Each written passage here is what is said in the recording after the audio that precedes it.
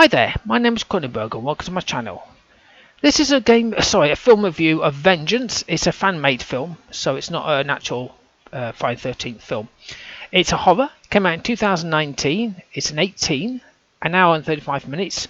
It's only available on YouTube, so IMDb is a 5.0, and the synopsis is: Friday the 13th Vengeance combines death, brutality, and creativity to bold storytelling in this dark take on the series. Sorry about that, the dog's just moving behind me. The director is Jeremy W. Brown, who directed Solitude, and Dustin Montieth, who did The Serial as a film. Producers, well, there's 19 of them, but with the word producer on, we have Jason Brooks, who produced My Special Boy, and Maddie Goodwin, who hasn't produced anything else. Music is by Harry Manfredini. Got a feeling they just stole the music. Not stole it, but you know what I mean, used it with fair use. Who did the music for House? The cast, well, I've picked the main ones, I suppose.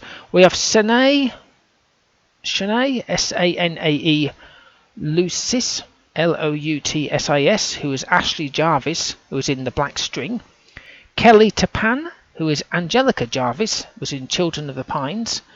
Luke Schuck, S-C-H-U-C-K, who is Robert Thompson, who was in Simple Creature.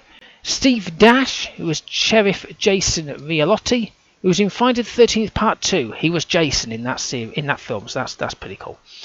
Dan Feldmeyer, who was Dean Tamrock, who was in the short called Cursed. He's on the right. John A. Ravenholt, who was Frank Castile, who was in Making Sense, and he's on the left. Diana Prince, who was Marilyn Evans, who was in Halloween Ends. C.J. Graham, who was Elias Voorhees, who was in Friday the 13th Part 6, and he was Jason in that one. And Jason Brooks, who was Jason Voorhees, who was in Zombiegeddon. It was filmed in Seattle, Washington, USA, and it's also known as Friday the 13th Vengeance, and the same thing again, but with a colon in there. Friday the 13th Vengeance, upon its completion, was the most successful fan film Kickstarter ever. So that's pretty good going. So like I say, it's a fan-made film. So most people think, oh, fan-made films, what are they going to be like? Are they going to be good or are they going to be bad? So, you know. But for me, I loved it already. Listen to the beginning. So it started at the very beginning. Music was there. Well, not that, but it wasn't that music. It was the kind of creepy music when people are moving around at the very beginning. So it was Camp Crystal Lake back in the 50s. Someone's walking through where the kids are sleeping. So if you've seen the first film, you know exactly what I'm talking about. Where the kids are sleeping, counsellors are singing with a guitar about milk and honey, which I don't know if they were singing that in the main one. Milk and honey, la da da, hallelujah. And it's literally how the first film starts. So if you think it's going to be like a crappy copy, it's not. It's pretty good. You're like, oh, hello. I thought I was watching a remake. But it definitely piqued my interest. Now, it's definitely made for the modern era. So we have some dudes smoking something off an empty beer can, headphones blasting metal out. And then it's different to the original series because we've seen 3 deaths that were very good. Special effects were spot on, and killing was very Jason. Again, if you've seen the Jason films, Friday the 13th films, you'll know how he walks, how he moves, you know, that kind of thing. That's what I'm saying by being Jason. There was obviously they were smoking marijuana and stuff, and there was a 4th girl who basically passed out earlier on before the killing kicked off, and then she woke up and she wasn't happy about the view that she saw. She was like, oh, what the hell? It's like, yeah, I don't think it was your drugs, mate, lass. And this is all before the credits, and then the kicking of the music. So the credits kick in, music kicks in, and it's literally just like watching the Friday the 13th style movie. And then an advert kicked in because I was watching on YouTube. But it wasn't actually on YouTube.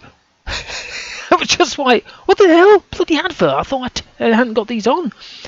But it's actually in the film. It's quite a funny advert. It's about Legends Killer Tours, which comes into the actual film. But it's just quite funny watching the thing. So there's this live news crew at the site. So obviously there's dead bodies there, police are there, right? And the police chief's dropping all these F-bombs. You can beep beep, but normally you would have it all beeped, but because it was live, they couldn't beep it. Then off camera they were like, "I apologise for the sounds of," and it's like, it's modern life. Most people swear. I've seen it in so many in news things. They go, "I must apologise for the use of bad language." When someone says the word "get lost" or something like that, please apologise to my viewers. It's like, I'm pretty sure your viewers have seen worse than that, or heard worse than that. Now I was watching the tour. It was pretty lame, but then I realised it was a different tour, because I was thinking, this is crap if this is the main tour. Now obviously, again, if you've seen the first films, you'll know what I'm talking about, so you're probably thinking, what the hell? So the dad is Tom Jarvis, as in Tommy. So, which is obvious, because I apologise, the dog has seen something outside. So we have Ashley Jarvis and Angelica Jarvis. So it was Tommy Jarvis. So that was quite cool. And basically, the only reason I twigged was Ashley, because it happens later on, you find out. But I should have realised when I heard the word Jarvis, because she was holding a mask, and I'm like, that mask looks familiar. No, not the hockey mask. It's a different mask. Again, if you've seen I've seen the entire series. I like them all, apart from 2 films where Jason's not in it. One where I'm not going to explain which one it is, and another one where he just eats the heart. This dude, this black guy. It's like, what the hell? It's like nothing to do with him. Anyway, that's beside the point. So the tour guide, right? The proper tour guides are talking about pitching tents, because they're talking about this is how they do on their guide, their advert, and they're talking about pitching a tent. The innuendos are awesome from the customer, and then the staff who actually talks about real tents, he says, "I think we're talking about the wrong kind of tents here. We'll discuss how you do this." It was like basically says, "Whoa! When we're talking about kind of tents we're going to erect," just like, and then he goes into the whole thing, and they're all the tour guides are all like really into it, but you can just tell everybody's like cracking up. I just thought, my god. Cunningham Road was mentioned by the sheriff. That's a shout out to Sean Cunningham, the creator of Friday the 13th.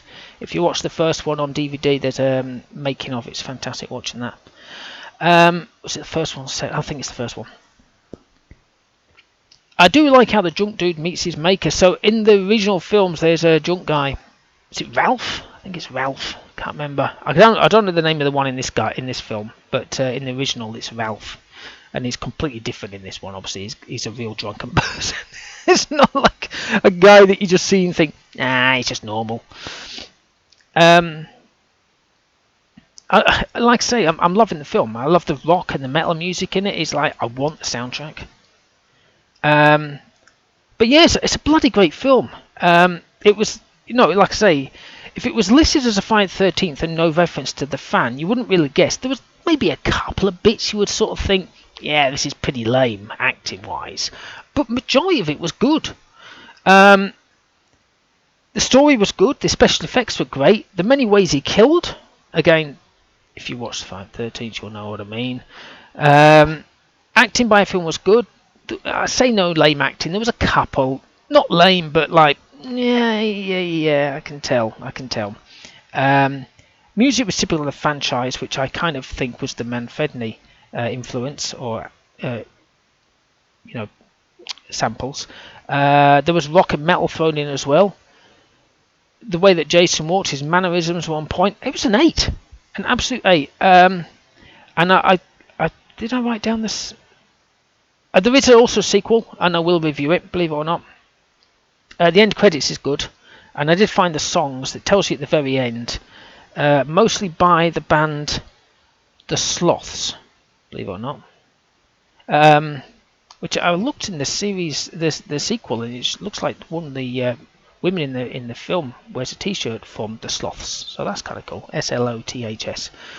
Anyway, hopefully you've enjoyed watching and listening to this film review of Vengeance. Please subscribe to my channel. I've got plenty of the horror, plenty of film reviews, quite a lot of horrors.